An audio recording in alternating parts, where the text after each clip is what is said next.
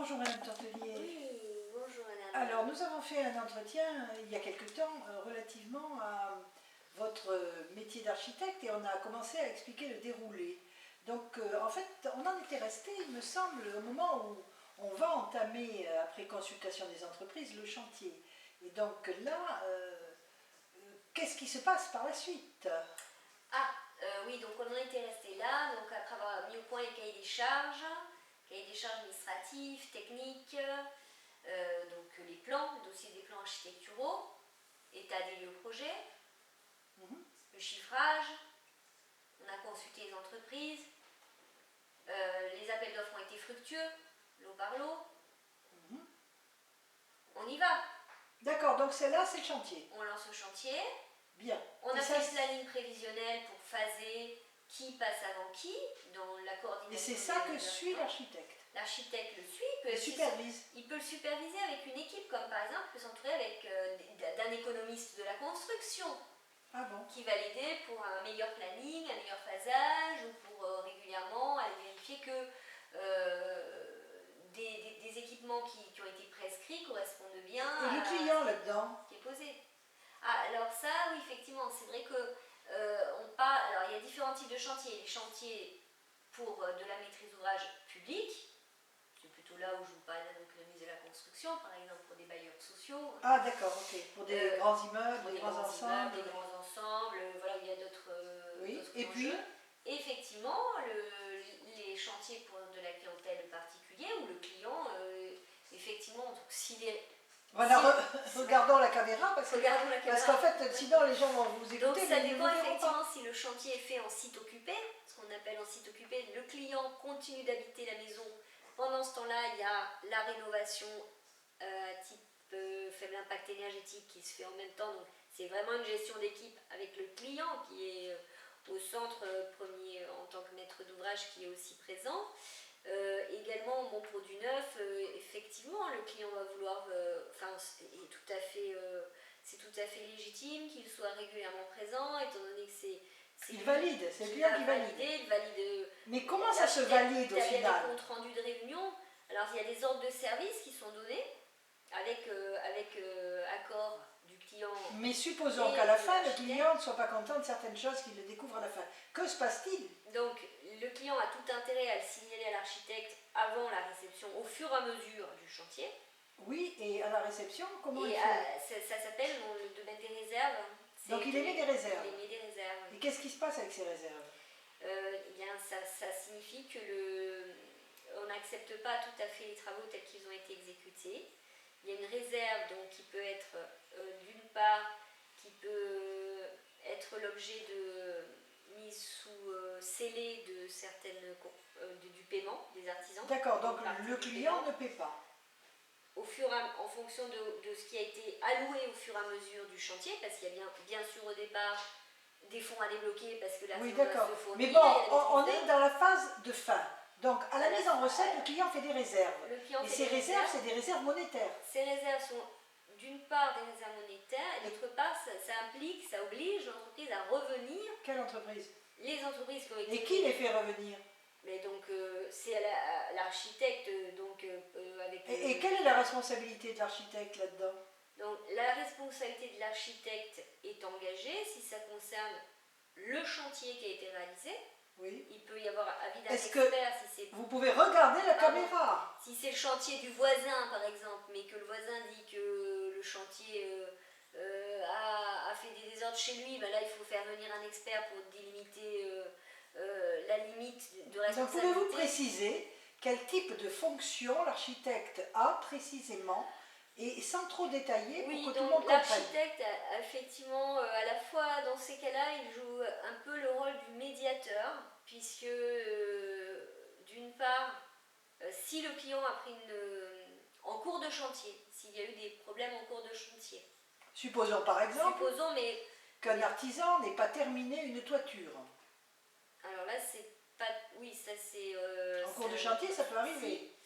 Donc dans ces cas-là, l'idéal c'est quand même de faire venir un expert pour venir constater. Un expert de quelle nature? Quel type soit un expert de l'assurance de l'architecte, de la MAF. D'accord. parce qu'il faut le signaler, ce genre d'incident. Oui. Et il faut, et c'est important de faire venir constater, ou alors un huissier de la justice. Moi-même, je ne pourrais pas m'aventurer plus, notamment comme ça, une entreprise dans le cadre d'une interview, pour pouvoir impliquer ma responsabilité orale sur la conduite à tenir dans le cadre de désordres graves qui peuvent donc soit engendrer la mise en cause de la garantie décennale de l'architecte et de l'artisan qui a été délégué par le maître de l'œuvre, parce que là, effectivement, ce que vous me parlez peut être grave, hein. Il peut y avoir des cas d'école, des cas de jurisprudence. Nous avons vu des confrères qui ont été mis dans des situations bien à mal. Donc je ne préfère pas vous répondre de manière... Je ne peux pas vous donner une réponse universelle. D'accord. Je ne peux pas vous donner une réponse c'est du cas par cas. Pour ce que vous me dites. Une toiture qui n'a pas été achevée. Alors, parce que l'entreprise n'avait pas la livraison du matériel. Parce que le fournisseur de tuiles n'avait pas livré les tuiles à temps. Voilà, donc ça dépend parce qu'il y avait une intempérie qui avait mis le chantier à mal. Parce que l'entreprise a rendu faillite. Ou est-ce que c'est parce que... Parce que là, ce que vous dites, ce n'est pas un défaut de conception de l'architecte. Si là, les plans de l'architecte, le cahier des charges... Je voulais savoir quelle était sa fonction dans ce cas-là. La responsabilité de l'architecte s'arrête. Le plus important, ce sont les pièces écrites, là où il aura fait le quantitatif, il aura fait un descriptif de la manière dont seront posés les ouvrages dans les règles de l'art. Et dans quelle quantité, par exemple des dosages de ciment, des conseils de mise en œuvre. Mais par exemple, dans ce cas de toiture, on comprend qu'il y a plusieurs cas. Voilà, dans le respect des meilleurs soins possibles. Très bien. Mais là, dans ce que vous me dites, c'est-à-dire, chère madame,